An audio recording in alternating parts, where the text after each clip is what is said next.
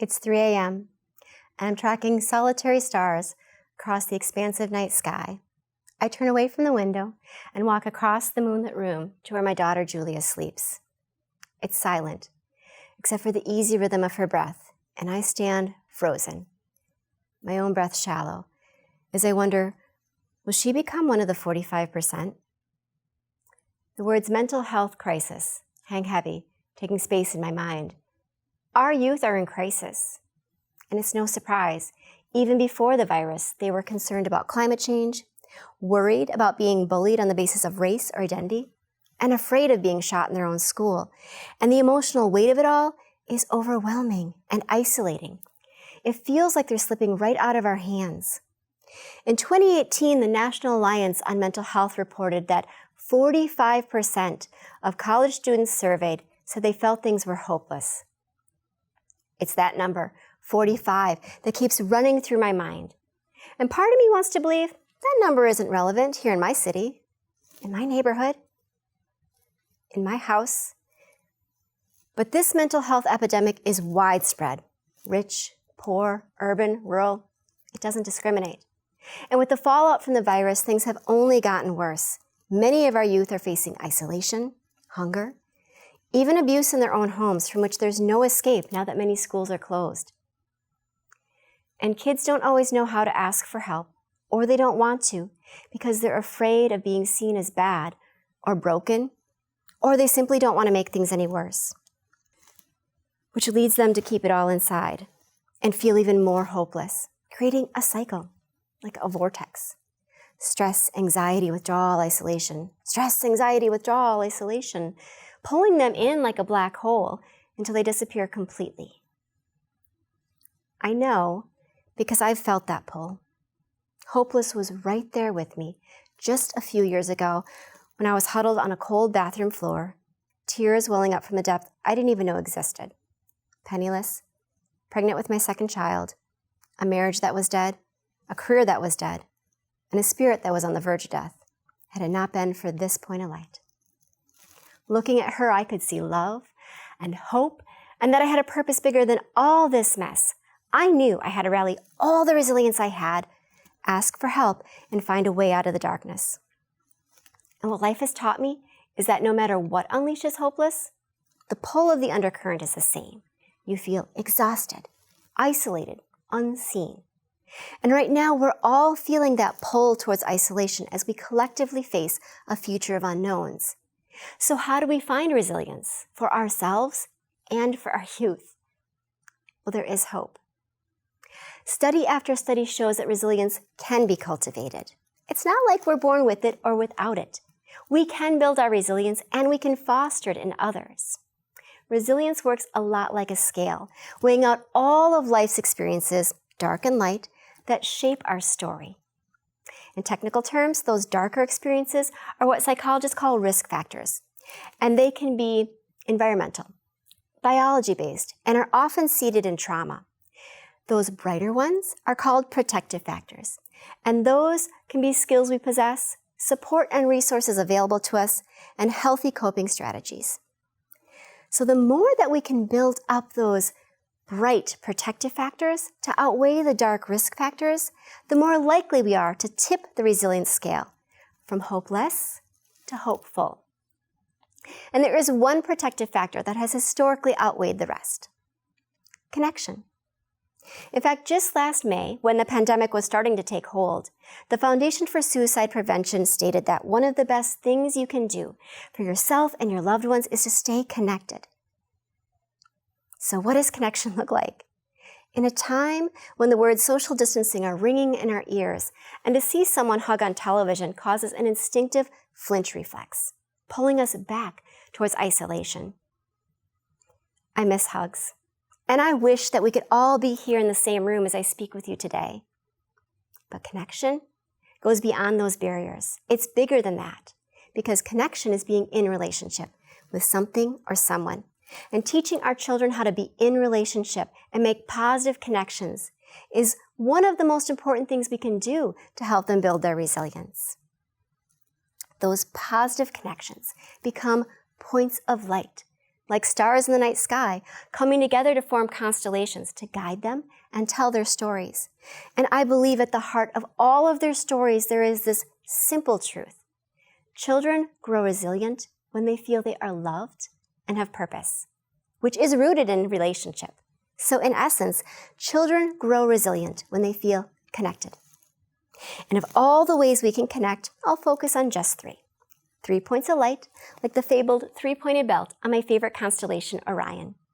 Connection to reality, connection to purpose, and connection to others. Let's begin with reality. When times are scary, there is a natural instinct to want to protect our kids from anything we believe can hurt them. And of course we need safety and optimism and to maintain perspective, but we also need to be honest with our youth at an age-appropriate level so they can process what's happening. And more importantly, process how they feel about what's happening. Kids can tell when something's not right. And if we try to ignore the harder topics or sugarcoat them, that disconnect from truth will erode trust, damage our relationship, and feed into the stigma that it's not okay to feel bad or worried, let alone talk about it, which leads them to believe they need to keep it all inside. When I was fighting my way back out of the black hole of hopeless, the pressure to put on a smile, just get over it, was almost more than I could bear. And if I had done that, if I had kept it all in and not processed through the hurt and the heartache, I don't know if I would have made it through to the other side, at least not whole and healthy and capable of being there emotionally for my children. I gave myself the grace to feel what I needed to feel. Our kids need that grace too. Connecting to reality is about normalizing those darker feelings. It's asking, are you okay? And then sitting in the awkward discomfort of someone else's grief. As a youth mental health first aid trainer, I've learned that for a young person, being able to share their reality with a non-judgmental adult is the single most impactful factor in initiating their path to resilience. It moves them one step forward towards understanding that talking about the hard stuff lightens the load, towards believing that darker days don't last forever, and towards committing to taking care of their hearts and their minds just as much as their bodies, and sometimes that means asking for help. And it isn't easy sitting with our kids' grief. I, for one, just want to fix it, make it all go away, but I can't. So what I try to do instead is say, tell me more. And when words are too hard, my little ones and I sit down, draw out our emotions, making them into creatures and giving them names. And sometimes the processing happens through play.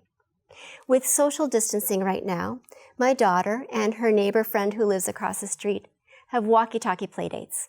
And there's a lot of role-playing around getting sick and sometimes about dying. We can't always explain to our kids why things happen the way they do in this messy human experience, but we can help them navigate through and learn how to adapt and grow and find meaning in the mess. Which brings us to our next point of light, purpose. Purpose acts as a compass, and connecting to our purpose allows us to make impact and offers a sense of belonging. When our kids are little, they can find purpose in small actions, like having a contributing role to the household, mixing ingredients while baking, setting the table, keeping things tidy. And as they grow, we can encourage them to volunteer and teach them how to advocate for causes that they believe in. On an individual level, we can help them recognize their talents and support them in pursuing them fervently and tenaciously. With my little ones, we look for ways to inspire and simply make people smile. Recently, we've joined our neighbors in chalking out words of gratitude to healthcare and essential workers. We've participated in the peaceful protests for racial equality, and we love to travel. But since we're staying close to home these days, every night, for 195 nights now, we've picked a different country and set up camp in a different room of the house. And then my daughter does a video about the country that we share on social media with our friends. Something like this. Tonight we're going to Sudan. Tonight we're going to Ethiopia. To the Republic of Congo. To Libya. To South Sudan. To Malawi. To Cameroon. To South Africa. And to Zimbabwe. I'm having a lot of fun traveling the world.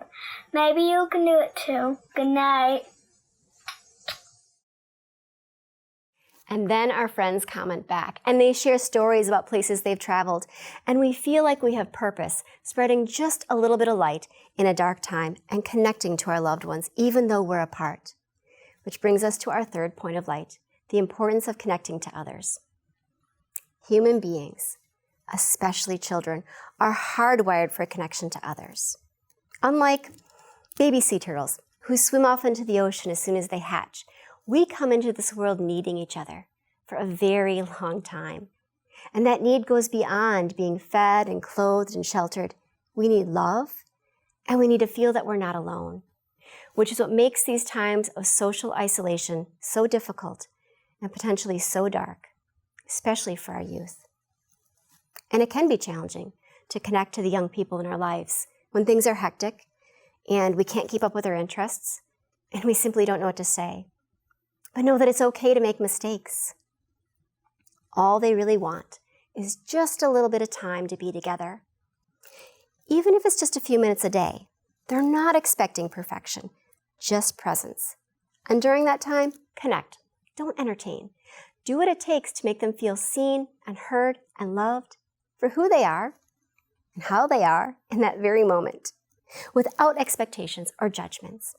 It can be as simple as looking them in the eye and saying, it's so good to be with you, right here, right now, and let the rest of the world fade away for just a bit.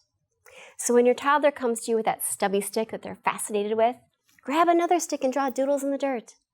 When your third grader drones on about her Beanie Boo collection, have a tea party with them. And when your preteen, headphones on, is slouched over their phone, make them laugh. See if they'll lip sync to a song with you together and then post it out on social media, whatever app is in vogue in the moment. And of course, listen and support them and let them know that it's always okay to ask for help. You'll always be there for them. These precious fleeting moments together, bit by bit, will fill their cup so that when times get hard, they'll have a reservoir of strength to draw from. So with all this in mind, I go back to that moment of the expansive night sky, the moment watching my daughter sleep as I have on so many nights before. Her chest in its own peaceful rise and fall. I follow suit, take a deep breath, and sit on the edge of the bed. I brush the hair away from her unfurrowed brow and promise to be for her and her little brother a point of light. My hope for my kids and for yours is that if they have at least one point of light, they'll have the courage to try and fall, get back up again, knowing in the depths of their soul that they are loved and have purpose. Knowing that there's someone who's always got their back, even when they go against the grain, make a huge mistake, or simply need a hand to hold on to. My hope is that if they have at least one North Star, they'll understand what light looks like, so that they could recognize it in other places, to track out their own constellations, to guide them through their darkest days. I think we all need that. And I think we can all be that one point of light for someone in our lives. So as you leave here today, I challenge you, ask yourself, what can you do to be a North Star for the young people in your life? And if we all do that, I truly believe we can become those points of light to help guide our youth into a more resilient future. Thank you.